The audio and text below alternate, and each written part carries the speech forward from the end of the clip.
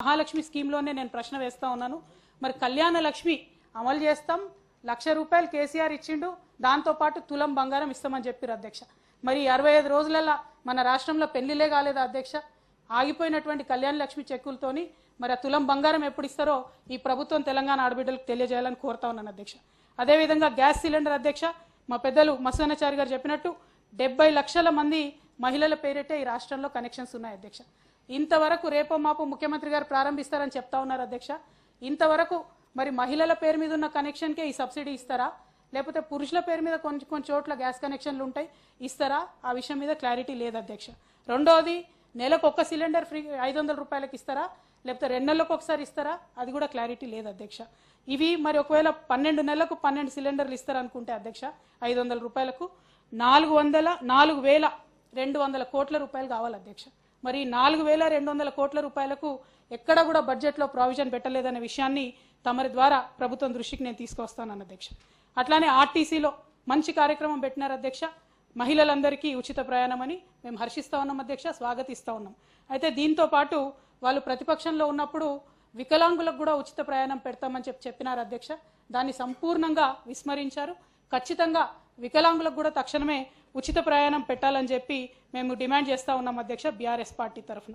అదేవిధంగా అధ్యక్ష, మరి గృహజ్యోతి అనే కార్యక్రమం గురించి వారు చెప్పడం జరిగింది అధ్యక్ష.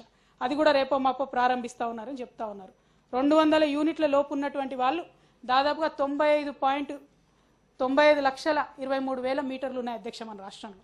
దానికి 7 రూపాయలు పర్ యూనిట్ మనం లెక్క పెట్టుకున్న అధ్యక్ష 6,315 కోట్ల రూపాయలు కావాలి అధ్యక్ష ఈ ఒక్క సంవత్సరానికి. దాని ఊసెక్కడ లేదు అధ్యక్ష. మరి ప్రారంభిస్తాం రేపు అంటున్నారు, కరెంటు బిల్లులు కట్టే అవసరం లేదంటున్నారు. మరి అది ఎక్కడి నుంచి తీసుకొస్తారన్నటువంటి క్లారిటీ ఇవ్వాలి అధ్యక్ష. అట్లనే అధ్యక్ష, ఇందిరమ్మ ఇండ్ల గురించి 20 లక్షల ఇండ్లు కట్టిస్తామని చెప్పి మేనిఫెస్టోలో చెప్పినారు అధ్యక్ష. 20 లక్షల ఇండ్లు సుమారు 5 లక్షలు పర్ హౌస్ కడతామని చెప్పినారు అధ్యక్ష. మరి 5 ఏళ్లలో 20 లక్షల ఇండ్లు కట్టాలంటే సుమారుగా 1,00,000 కోట్ల రూపాయలు కావాలి అధ్యక్ష.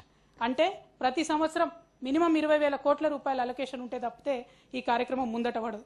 మమ్మల్ని డబుల్ బెడ్రూమ్ విషయంలో అతి తీవ్రంగా విమర్శించినటువంటి కాంగ్రెస్ ప్రభుత్వం నిజంగా చిత్తశుద్ధి ఉంటే ఈ సంవత్సరం ఈ ఇందిరమ్మ ఇండ్ల పథకానికి 20,000 కోట్ల రూపాయలు పెట్టాల్సి ఉండే అధ్యక్ష.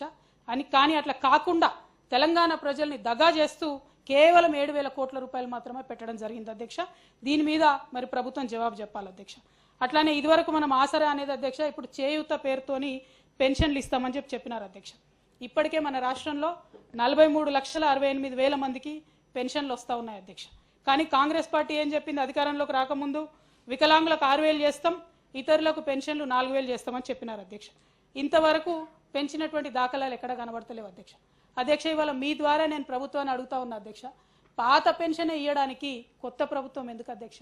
మరి పాత పెన్షనే ఇచ్చేది ఉంటే కొత్త ప్రభుత్వం ఎందుకు? వాగ్దానం చేసింది ఏంది, మేము ఇలా అధికారంలోకి వస్తాం తెల్లారే మీకు ఇస్తామని చెప్పడం జరిగింది అధ్యక్ష.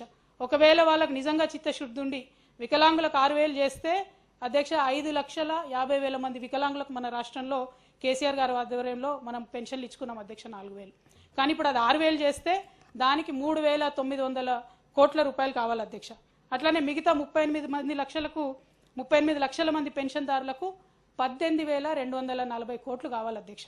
కానీ ఈ కేటాయింపు మాత్రం బడ్జెట్లో ఎక్కడ కనపడలేదు అధ్యక్ష. మరి దీని మీద ప్రభుత్వం స్పందించాలని చెప్పి నేను కోరుతా ఉన్నాను అధ్యక్ష.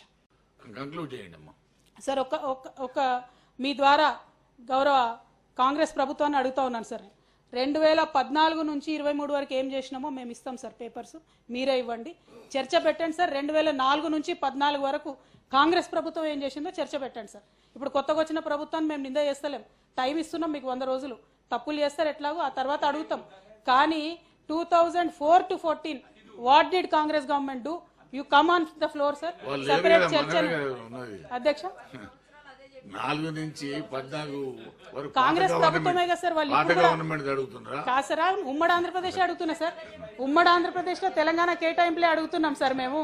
మీరు అధ్యక్ష ఇంకొకటి అధ్యక్ష దయచేసి పాలించింది ఆంధ్ర వాళ్ళు వెళ్ళిపోయింది సార్. మరి ఏదో ఒక కొలమానం ఉండాలి కదా సార్.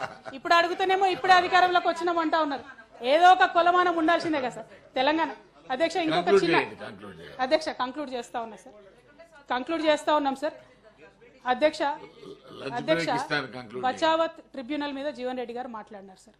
జీవన్ రెడ్డి సార్ అక్కడ కాంగ్రెస్ ప్రభుత్వమే, ఇక్కడ కాంగ్రెస్ ప్రభుత్వమే.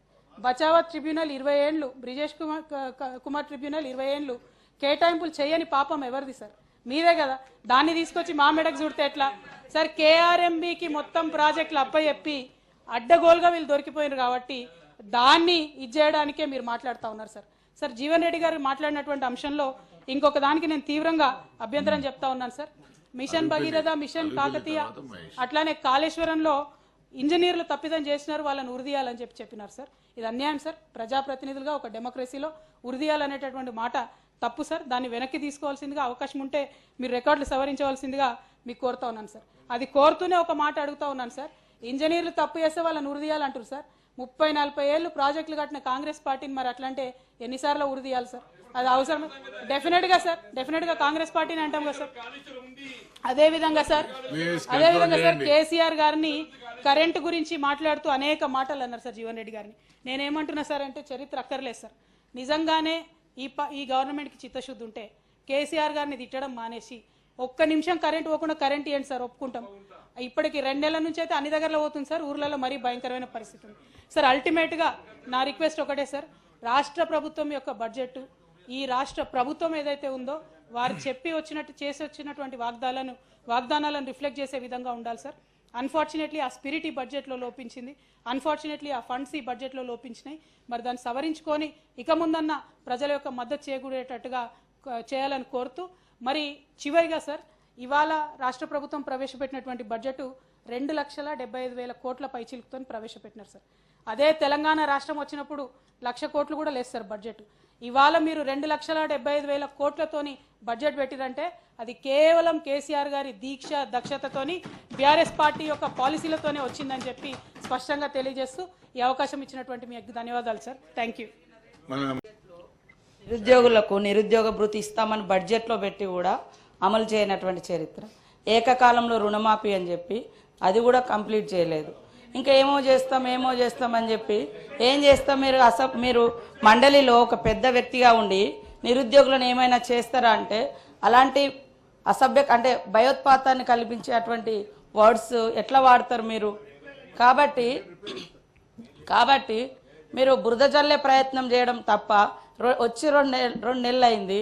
మేము గ్యారంటీలలో మహిళల కోసం బస్సు ఫ్రీగా పెడితేనే తట్టుకోలేక పదే ఆటోల విషయాలు తీసుకొస్తున్నారు. మరి ఒక ప్రభుత్వము ఒక జనానికి ఉపయోగపడేది ఒక పథకం తీసుకొస్తే ఇంకొకరికి కొంచెం నష్టం జరిగితే దాన్ని ఎట్లా పరిష్కరించుకోవాలని చెప్పాలి కానీ దాన్నే పెద్ద ఎజిటేషన్గా తీసుకొచ్చి రోడ్ల మీదకి తీసుకొచ్చి అంటే బస్సులు పెట్టద్దా చెప్పండి. మీరు మీ స్టేట్మెంట్లో ఏముంది తెలుసా? ఒక దిక్కేమో బస్సులు పెంచండి అంటారు, ఒక దిక్కేమో ఆటోలను కాపాడండి అంటారు. ఈ రెండు ఎట్లా కుదురుతుంది? అది ఎట్లా కుదురుతుంది? ఇప్పుడు నేను చెప్తా, ప్రైవేటు అంటే చాలా కోట్ల రూపాయలు పెట్టుకొని కూడా ఎంబీబీఎస్ చదివి ప్రైవేట్ హాస్పిటల్స్ పెట్టుకుంటున్నారు. అంటే ప్రైవేట్ హాస్పిటల్స్కి ఎవరు పోలేరని మన ప్రభుత్వ దవాఖానాలను మూసేసుకుంటామా? ఆలోచించండి. అంటే పెట్టద్దా చెప్పండి. ఫ్రీ బస్ ఒక్క పథకాన్ని అమలు చేస్తే మీరు పదే అదే తీసుకొచ్చి మీరు ఇట్లా ఆలోచించుంటే ఇన్ని సమస్యలు ఎందుకు వచ్చి ఒక్కరోజు ప్రజావాణి పెడితేనే 1000 మంది ఎందుకు వచ్చే పరిస్థితి? ఈ రోజు నిరుద్యోగులు కనీసం రోడ్ల మీదకి రానివ్వలేదు, ప్రశ్నించలేదు. 10 ఏళ్ళు అందరు నోర్లు మూసిండ్రు. మీరు 10 ఏళ్ళు అందరు నోర్లు మూసి ఈ రోజు మేమేదో గొప్పగా మాట్లాడుతున్నామని చెప్పడం కాదు, కరెక్ట్ కాదు అది. వారు మాట్లాడిన తర్వాత మీ జవాబులు మళ్ళీ మీరు చెప్పండి. అదే చంపేస్తారా అంటే చంపేసే అలాంటి మాటలు మీరు తీసుకొస్తున్నారా? తప్పు. అట్లాంటి మాటలు అనొద్దని చెప్తున్నా. వాళ్ళ సమస్యల గురించి కాంగ్రెస్ పార్టీ ఆ రోజు మేనిఫెస్టోలో పెట్టేటప్పుడు ఆటో యూనియన్ల వాళ్ళతోటి కూడా డిస్కస్ చేసి పెట్టడం జరిగింది. వాళ్ళకు కొన్ని రాయితీల గురించి మాట్లాడడం జరిగింది. పేదింటి మహిళలు బస్ ఎక్కేటువంటి దాన్ని మీరు అబ్జెక్షన్ చెప్పడం అంటే ఇది ఎంతవరకు కరెక్ట్ అధ్యక్ష? ఇది ఎంతవరకు కరెక్ట్ అధ్యక్ష?